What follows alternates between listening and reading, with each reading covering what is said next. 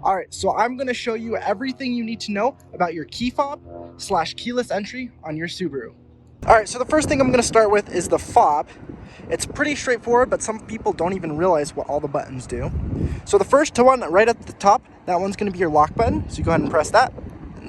That locks the car. Pretty straightforward. The one a lot of people get confused about, I have customers all the time ask me how to unlock the car because it is a little confusing. There's no unlock button, but it's actually the Subaru logo right here. So if you press the Subaru logo, that's going to unlock your vehicle.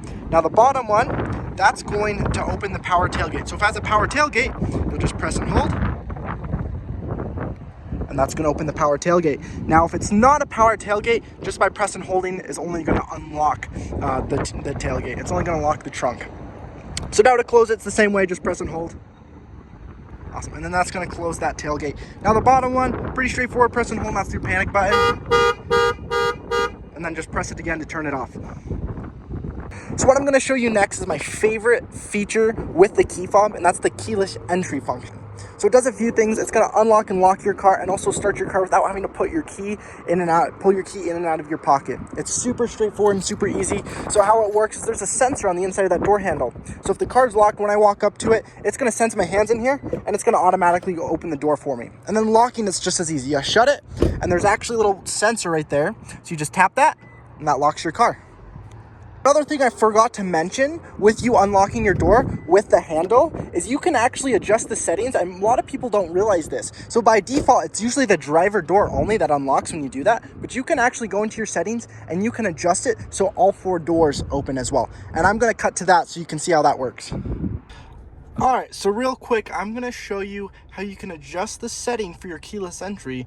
So when you open your door, once that sensor is activated on the inside of the door handle, instead of unlocking just the driver door, you can adjust it to open all the doors. It's super practical for if you say you have another passenger walking up to it, you don't have to go in and then unlock it and lock it again.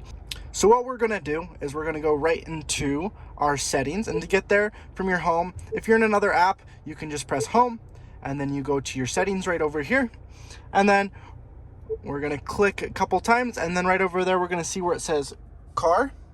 We're gonna go ahead and tap that. All right, and then once we click car, it's gonna give us a couple options. We're gonna select the one that says keyless entry system, so we'll select that, and then right down here it says driver door unlock.